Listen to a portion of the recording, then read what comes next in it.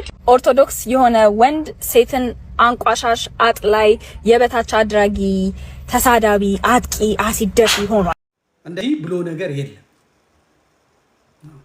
ችግሩን በሴቶች ላይ የሚደርሰውን በደል፣ በሴቶች ላይ የሚደርሰውን ግፍ እንቃወማለን፣ አብረን እንታገላለን፣ ያን መብት ለማስከበር እንጂ ሴቶች ትዳር እንዲጠሉ ትውልድ እንዳያስቀጥሉ ኮተታ መብትሽ ነው፣ የፈለግሽውን ማድረግ ትችያለሽ፣ ወንድ ለወንድ ሴት ለሴት እየተባለ ያንን የሃይማኖት ሀገር በመጽሐፍ ቅዱስ ላይ እናንተ ኢትዮጵያ እንደ እስራኤል ልጆች ያድላችሁ የተባለውን ሀገር ማውጣት። ከዛ ይሄ ሲነሳ ጦርነት ያለው ኢትዮጵያ ነው፣ ስርቆት አለ ምናምን። ምድር ላይ ነው ያለሽው። ሰው ያለበት ቦታ ሁሉ ጽድቅ አለ፣ ኩነኔ አለ፣ ብርሃን አለ፣ ጨለማ አለ፣ ወንጀለኛ አለ፣ ጻድቅ አለ፣ አጣ አለ፣ ብርሃን። ሰው ያለበት ምድር ላይ በሙሉ አለ። በአጠቃላይ ግን ኢትዮጵያውያን የሃይማኖት ሀገር፣ እዚህ የሃይማኖት ሀገር ውስጥ ሰይጣን አምላክ የለም የለም ምናምን አይደለም አለ።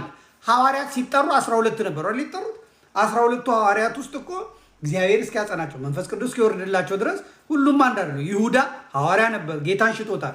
ጴጥሮስ ሐዋርያ ነበር፣ ክዶታል። ሌሎቹም ተበትነው ሄደዋል እኮ ሲያዝ ክርስቶስ ሸሽተው ሄደዋል። አለቀ። በኋላ ሲጸኑ በኋላ መንፈስ ቅዱስ ሲያድርባቸው ግን እያንዳንዱ የጌታ ፍቅር አገብሯቸው እያንዳንዱ የሞቱበትን የሰማዕታትነት ታሪክ ብናጠናው ትልቅ ህይወት የሆነ ነገር እናገኛለን ማለት ነው።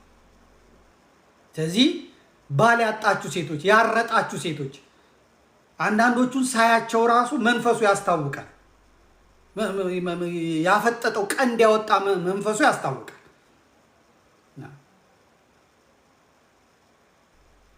በቃ እና እኔ ጸልይላችሁ ከነዚህ መልካችሁ ከነዚህ ምናችሁ እግዚአብሔር ባል እንዲሰጣችሁ ጸልያለሁ። በእውነት እግዚአብሔር የኔ ጌታ በቃ ባል ስጣችሁ፣ ትንፍስ ይበሉ እንዴ።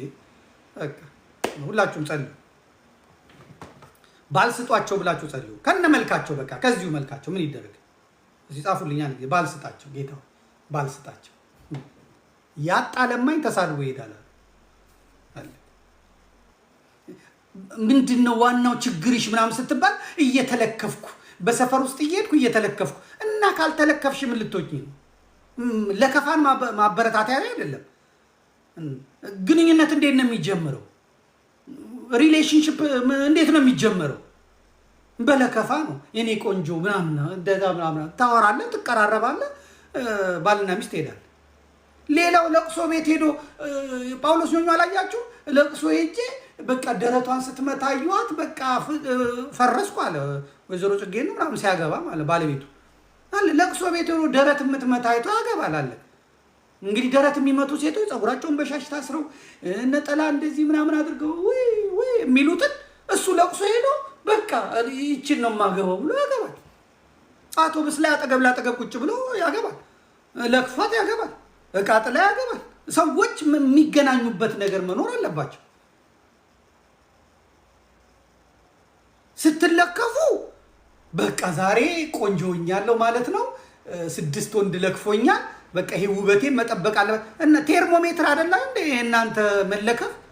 ያልተለከፋችሁ ቀን መስታወት ፊት ቆማችሁ ምን ነው ያላማረው፣ ፋውንዴሽን የቱ ጋር ነው ያነሰው፣ ምን አይነት ልብስ ስላለበስኩ ነው ዛሬ እኮ የለከፈኝ የለም ብላችሁ ሆኖ የምትሉት ልትታነቁ ትደርሳላችሁ። እንጫው አለካከፍ አለ። በቃ የኔ ቆንጆ ይሄ ብልግናው ስዳደጉ መብትን መግፋቱ ምናምን ነው እንጂ እንዴ አሳስቀህ አለም አንተ ብለን እና አንቺ ስትሄጂ መሬት እያየሽ ባል ታገኛለሽ እንዴ? አንተስ ወንዱስ በቃ ሴት አላይም ብሎ መሬት ትጋጫለህ። ቀና ስትል ነው የምታገኘው። ስታይ ስትመለከት ነው የውሃ አጣጭህን የምትፈልገው። ተነጋገር፣ ቀልድ፣ አትለፋደድ እንጂ ድንበር አትለፍ እንጂ። ካላወራ ካልተነጋገርክ እንዴት ይሆናል? እያንዳንዱ ሰው ሚስቱን ያገኘው ገጠር ላይ አምጥተው እቺ ሚስት ትሁን ብለው በግድ የዳሩት ካልሆነ እያንዳንዱ ሰው ትምህርት ቤት አይቶ ነው፣ በክላስ ውስጥ ተያይተው ነው፣ በዛው ተፋቅረው ባልና ሚስት ሆነው የሚቀሩ አሉ። የዛሬ 20 ዓመት የዛሬ 40 ዓመት አብረን ነበር፣ እኔ ያገኘኋት እዚህ ቦታ ነው የሚሉ አሉ። አለቀ እንዴ? እና ታዲያ ቆንጆ ካልተባልሽ ምን ልትባይ ነው? በቃ አልቻልንም ወንዶቹ የኔ ቆንጆ እያሉ ምናምን እና ቆንጆስ ተመስገን ብለሽ ሄደሽ አምላኬ ቆንጆ ስላደረከኝ ተፈላጊ ስላደረከኝ አመሰግናለሁ ብለሽ አንቺ መርጠሽ የእህል አጣጭሽን ውሃ አጣጭሽን ድንበር አልፎ ግን ነይቆሚ ነይ ምናምን ሲልሽ ይሄ ወንጀለኛ ነው ብሎ ማስያዝ ነው። ይሄ ህግ እንዲፈጸም መስራት ነው። የኔም ቤት ስምሽም አልበል ልተዋወቅሽ ስልክ አለሽ ብንደዋወል ሲልሽ ስሜንም አልነግርህም ስልኬንም አልሰጥህም ለምን ደግሞ ማሰጪ ምናምን እሱኛው ወንጀለኛ ነው ሌባ ነው። ያኛው ዛሬ እሺ እንድናወራ ብዬ ነው ምናምን ቀጥል አልፈልግም አለ መብትሽን በዚህ ማስከበር ትችያለሽ። እና ካላወራሽ እንዴት ልታመጪ ነው? እዚህ ቦታ ሄድኩኝ አየሁት ወደድኩት ታሪካቸውን እየሰማን አይደል እንዴ? የፍቅር ታሪካቸውን ማናቸው ሚዲያ ላይ ወጥተው የሚያወሩትን እየሰማን ነው። የኔን እኮ የፍቅር ታሪክ አይቼዋለሁ። መድረክ ላይ አባቤዛ ይባላሉ አሁን አሜሪካን ያሉት ቀጨኔ መድኃኒዓለም እየታደሰ ገብርኤል ያለበት ሰንበት ትምህርት ቤቱ ጋር ቁጭ ብዬ እያስተማርኩ ነው ያየኋት ባለቤቴ።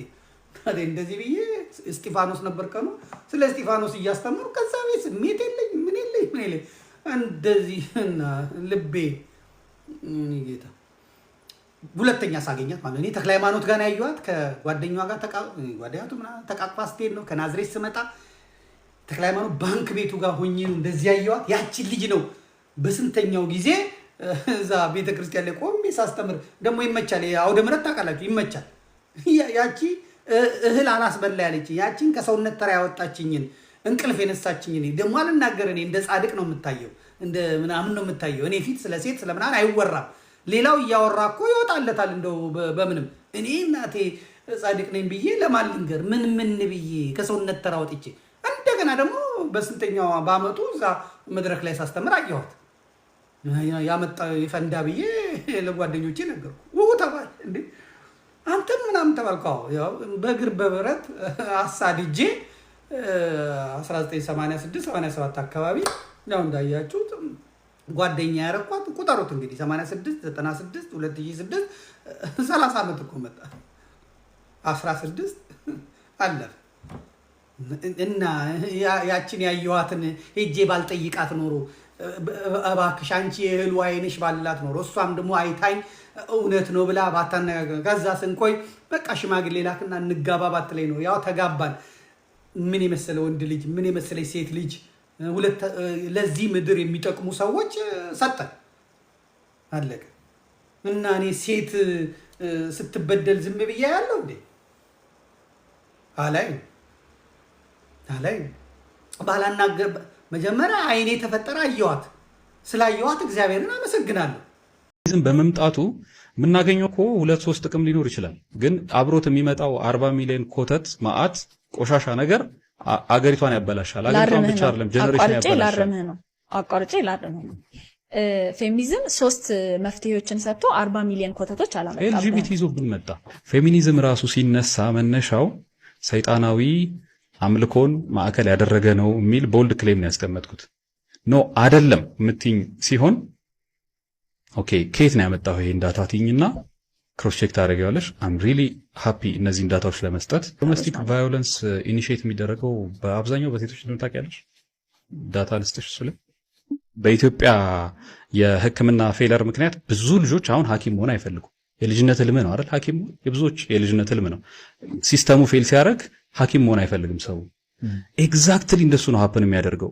የሁለቱ ግንኙነት እየሻከረ በሄደ ቁጥር ሴቶች ሴት ወንድ ጠል እንዲሆኑ እየተነገራቸው፣ ወንድ እንዲፈሩ፣ ወንድ እንዲጠነቀቁ እየተነገራቸው በሄዱ ቁጥር the same thing ነው ሀፕን የሚያደርገው። የዚህ ደግሞ ጥሩ ኤግዛምፕል ጆርዲ ናት። ጥያቄ ግን አሁን እሱ አይደለም ጥያቄ አክሰፕት። አሁን እኔ አንቺ ኤልጂቢቲኪውን አትቀበይ አም ሃፒ በቃ ማለት ሞር ዛን ሃፒ ስለማላቅ አይደለም።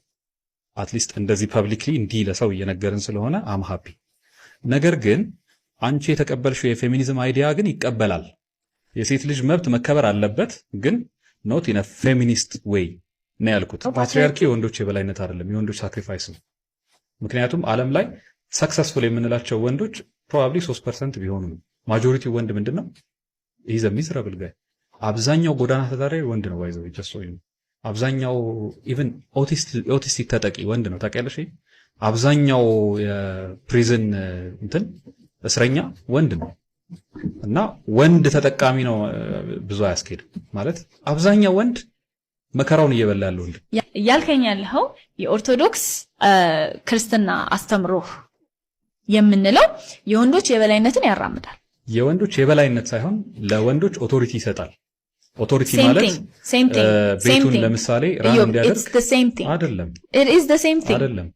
ኤፌሶን ላይ ቅዱስ ጳውሎስ የተናገረውን ዮሐንስ አፈወርቅ የተረጎመበት ነው። ኦርቶዶክስ ቤተክርስቲያን ውስጥ ነገሩ እንዲህ ነው የሚሰራው። አቡ የፈለገውን አንደርስታንድ ያደረገውን ሲነግረን አይደለም እንቀበለው። የምናደርገው ምንድነው? አባቶች የቤተክርስቲያን አባቶች አቡ በጣም አናደዋል። ግን እሺ ለምን እንደሆነ ታውቂያለሽ? ቤተክርስቲያኗ ውስጥ እንዳይደረግ ግለሰብ የግሉን ኦፒኒየን መናገር አይችልም። ሮንግ ነው። አንድምታ አላት። እሺ እኔ ባይ ዘ ዌይ ማለት ነው አንድምታ። ስለዚህ ዮሐንስ አፈወርቅ ይሄንን እንዲህ ብሎ ነው ያብራራው። that's the mind of ዮሐንስ አፈወርቅ that's the mind of the church።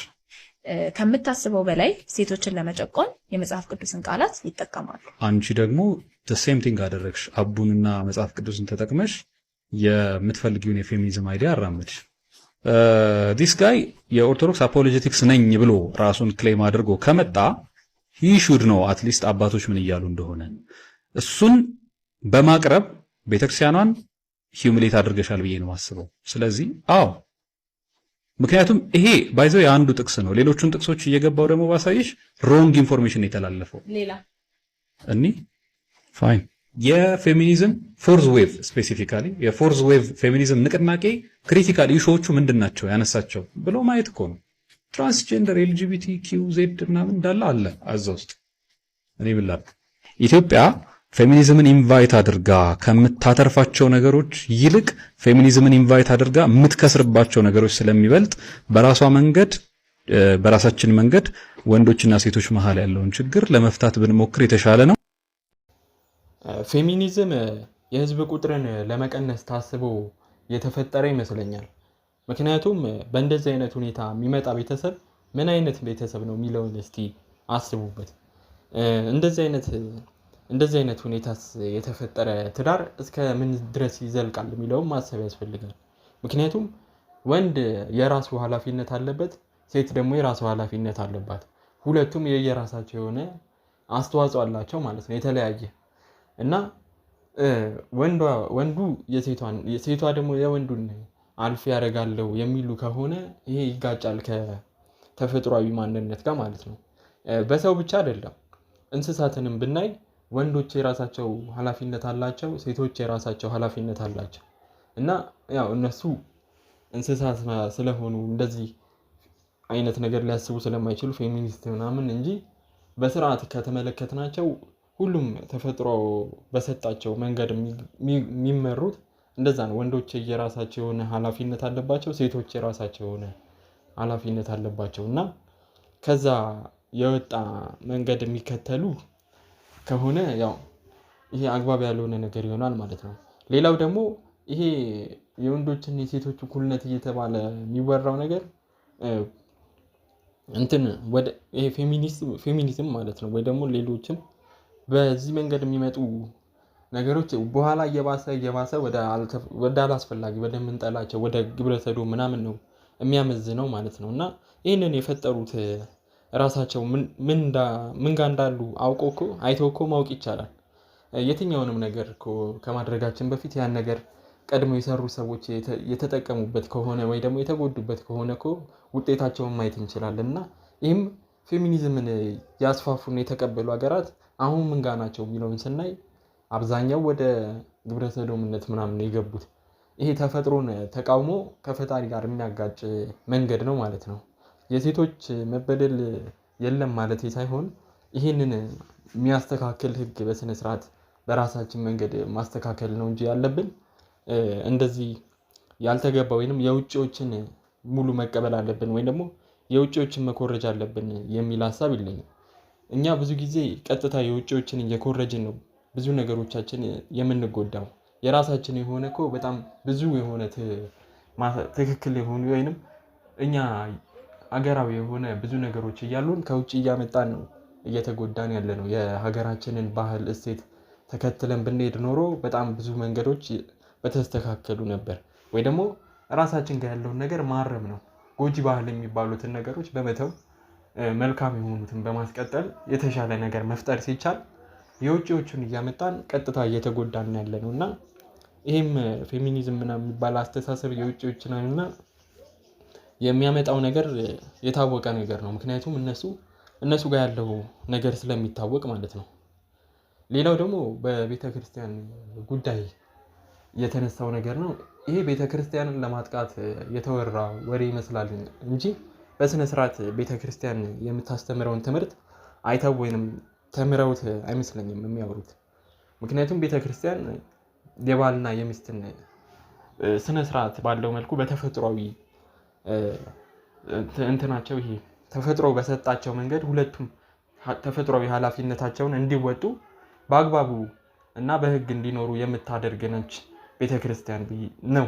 እንደዛ አይነት አስተምሮ ነው ያላት እና ሌላው ደግሞ ብዙ ነገሮች አሉ። አሁን ቤተክርስቲያን አንድ ወንድ ከብዙ ሴቶች ጋር እንዲሆን አትፈቅድለትም። ምክንያቱም አንድ ሰው ለአንድ ሰው ነው የተፈጠረው ወይንም አንድ ሰው ለአንድ ሰው ነው መጋባት የሚቻለው የሚለውን አስተሳሰብ ነው የምታራምደው። ሌላው ደግሞ ሚስት ባሏን ማክበር አለባት፣ ባል ደግሞ ለሚስቱ መታዘዝ አለበት። ይሄ ሰላማዊ የሆነ ወይንም ትዳርን በአግባቡ በሰላማዊ መንገድ እንዲቀጥል የሚያደርግ ቤተሰብን በአግባቡ የሚመራ የትዳር የሚመራበት በጣም አሪፍ የሆነ ህግ አላት ቤተክርስቲያን እና እሱን በስነ ስርዓት ሳያነቡ ወይንም እንትን ሳይሉ በአንዳንድ ያልተገባ ነገር በሚያደርጉ ሰዎች ምክንያት ቤተክርስቲያንን መውቀስ አስፈላጊ ነው ብዬ አላስብም። ምክንያቱም ትክክለኛው የቤተክርስቲያን አስተምሮ ምንድን ነው የሚለውን ማወቅ ያስፈልጋል እና የቤተክርስቲያን አስተምሮ በትዳር በኩል በጣም ጤናማና ትክክለኛ የሆነ ነው እና የውጭ ፌሚኒስት ወይንም የውጭ ነገሮችን ከመከተል ራሳችን ጋር ያለውን ነገር ብናሻሽል ይሻላል ብዬ አስባለሁ። ምናልባት ችግር አለ ከተባለም ባህላዊው ነገር ላይ ሊኖር ይችላል። ይሄ የጠለፋ ምናምን ጉዳዮች እነሱ ናቸው ህገወጥ ወይንም ይሄ ጥሩ ያልሆኑ መልካም ያልሆኑ ሊባሉ የሚችሉት እና እነሱን ደግሞ ማስቀረት ነው። ሌላው ደግሞ ለከፋ ምናምን በሚባለው ጉዳይ እኔም አልስማማበት። ምክንያቱም የአንድን ሰው ምቾት መንሳት ተገቢ ነው ብዬ አላስብም። ሰላማዊ በሆነ መልኩ መነጋገር ይቻላል። ግን ይሄ ሰውን አስገድደው እንዲያዋራ ወይንም መንገድ ላይ የሚሄድን ሰው መተንኮስ ምናምን ይሄ ልክ የሆነ ጸባይ ነው ብዬ አላስብም እና በሰላማዊ መንገድ ግን የራሳችን የሆነ የምንመራበት ወይንም ትክክለኛ የሆነ በባህላዊውም ቢሆን መታረም ይችላል። በሃይማኖታዊ ደግሞ ምንም የሚስተካከል ነገር በቤተክርስቲያን በኩል በጣም ትክክል የሆነ በስነ ስርዓት ትዳርን የሚያስቀጥል በጣም አሪፍ ፍትሃዊ የሆነ የትዳር አስተምሮ አለን እና እሱን ብንጠቀምበት የተሻለ ይሆናል ብዬ አስባለሁ። አለበለዚያ ግን በውጪዎች እንደዚህ በፌሚኒስት በምናምን እያለን አላስፈላጊ መንገዶች የምንከተል ከሆነ በኋላ ወላጅ አልባ ልጆች ይበዛሉ፣ የሚበተኑ ትዳሮች ይበዛሉ፣ ትዳር ሰላማዊ እንዳይሆን ይሆናል እና በወንድና በሴት መካከል ያለውንም ቅርበት የሚለይና በኋላ ደግሞ ወደ አላስፈላጊ መንገድ የሚያመራ ነው የሚሆነው እና የራሳችን የሆነ መንገድ አለን፣ የራሳችን የሆነ ትክክለኛ የሆነ ለትዳር አስተምሮ አለን እና የቤተክርስቲያን ደግሞ በዚህ መልኩ በጣም በስነ ስርዓት የምታስተምር ነውና ያለችው የቤተክርስቲያንን አስተምሮ ለማጥላላት ብለው የሚያወሩትን ወሬ በመስማት አላስፈላጊ ነገር ማድረግ ተገቢ አይደለም ብዬ አስባለሁ። ሌላው ደግሞ ሀገር የሚገነባው በቤተሰብ ነው። የእናትና የአባቱን ፍቅር አግኝቶ ያደገ ልጅ በስነ ስርዓት በህግ ያደገ ልጅ ነው ነገ ሀገር ለመምራት ብቁ ሆኖ የሚመጣው እንጂ እንደዚህ በተበተነ ቤተሰብ ወይንም ደግሞ እንዲህ ፌሚኒስት ምናምን የሚባሉ ነገሮች ቤተሰብን የሚበትኑ ናቸው እና በእንደዚህ አይነት ሁኔታ ደግሞ የሚመጡ ልጆች ነገ ለህይወታቸው ላይ በጣም ብዙ አደጋ ይዞባቸው ይመጣል። የእናትና የአባታቸው መለያየት ምናምን ልጆቹንም ብዙዎች ወደ ጎዳና እንዲወድቁ ምናምን ምክንያት ይሆናል እና ሀገር የሚያፈርስ አደገኛ የሆነ ሀሳብ ነው ብዬ አስባለሁ ይሄ ፌሚኒዝም እና ብዙዎች ደግሞ የህዝብ ቁጥርን ይቀንሳል። የህዝብ ቁጥር መቀነስ ደግሞ የመስራት አቅም ነው የሚያንሰው ወይንም የአንድ ሀገር የህዝብ ቁጥር በበዛ ቁጥር የሚሰራው ሰው በዛውም ልክ እያደገ ይመጣልና የህዝብ ቁጥር እንዲቀንስና አንድ ሀገር የአምራችነቷ እንዲዳከም የሚያደርግ ነው የሚሆነው እና በዚህም ብቻ ሳይሆን በስነ ስርዓት በቤተሰብ እንዳያድጉ ልጆችን ያደርጋል። ጤናማ የሆነ ቤተሰብ እንዳይመሰረት ያደርጋል። ይሄ አስተሳሰብ የወንዶቹንና የሴቶቹን የየራሳቸውን ኃላፊነታቸውን በመንጠቅ ያልተገባ ነገር ውስጥ ይከታል። ቤተሰብ እንዳይቀጥል አብሮ እንዳይቀጥል ያደርጋል። ትዳር አብሮ እንዳይቀጥል ያደርጋልና ልጆችም በስነ ስርዓት በቤተሰባቸው ውስጥ እንዳያድጉ ያደርጋልና ብዙ ወንጀሎች የሚስፋፉት በእንደዚህ አይነት መንገድ ምክንያት ነው የመጡ ልጆች ናቸውና ቤተሰባቸውን ያጡ ልጆች ለጎዳና ላላስፈላጊ ነገር ይዳረጋሉ። ብዙ ነገሮች በዚህ ምክንያት ይጠፋሉና እኛ የራሳችን የሆነ ትዳራችንን ጠብቆ የሚያኖረን የእናቶቻችን የአባቶቻችን የሆነ አሪፍ የሆነ የትዳር መንገድ እያለን ለምን እነሱን እንኮርጃለን? ባህላዊውም ቢሆን መታረም ያለበት ይታረማል እንጂ ቀጥታ የራስን ጥሎ የእነሱን ማንሳት ተገቢ አይደለም ብዬ አስባለሁ። እና ቅድም እንዳልኩት እኛን የጎዳን የራሳችንን ነገር እየተውን ቀጥታ የሰው ወይንም የውጭዎችን የምንወስደው ነገር ነው። ምክንያቱም የራሳችን የሆነ ነገር በጣም በቂ ነገር አለን። የሚታረም ካለው ማረም፣ አላስፈላጊ የሆኑ ነገሮችን በማረም መልካም የሆኑትን ይዘን መቀጠል ስንችል፣ እኛ ግን ያለንን ሙሉ በመተው የእነሱን እንወስዳለን። የእነሱን ደግሞ አልኖርበትም አላየነውም። ስለዚህ ጥሩና መጥፎውን መለየት አንችልም። በዛ መንገድ ያለው እነሱን ይዟቸው የጠፋው መንገድ እኛንም ይዞን እንዳይጠፋ የእነሱን ነገር መከተል ማቆም አለብን። ወይንም ደግሞ የምንወስድ ከሆነ ደግሞ ከውጭ የምንማርም ከሆነ ጥሩ ነገሮችን ብቻ መርጦ ማምጣት ነው እንጂ እንደዚህ የራስን ጥሎ የሰውን መውሰድ አላስፈላጊ ነው ብዬ አስባለሁ።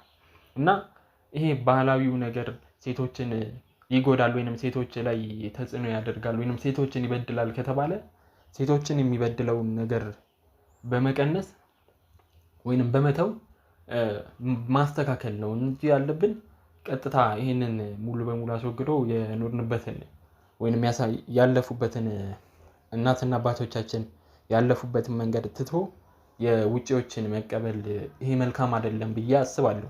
ሌላው ደግሞ የቤተ ክርስቲያንን አስተምሮ ቀጥታ ከመንቀፍ በፊት መጀመሪያ ማንበብ ያስፈልጋልና ቤተ ክርስቲያን በስነ ስርዓት ሕግና ደንብ ያላት ነች። ዝም ብሎ ማንም እንደመጣ የፌሚኒስት ምናምን እንደፈጠሩት የተፈጠረ አስተሳሰብ የላትምና በስነ ስርዓት ተፈጥሮን በአማከለ መልኩ ፈጣሪ በሚወደው መልኩ ትክክለኛ ትዳር ለሀገር የሚጠቅሙ ልጆች የሚፈሩበትን ትዳር የሚያመጣ መንገድ ነው እንጂ የምትከተለው ሁሉም እየተነሳ እንደሚያወራበት ይሄ ሴቶችን የሚጨቁን ምናምን መንገድ አታስተምርም። እና ዝም ብሎ ከመውቀሳችን በፊት መጀመሪያ መመርመር ያስፈልጋል። እና ሳንመረምር የምናወራው ወሬ ይሄ መልካም ያልሆነ ነው።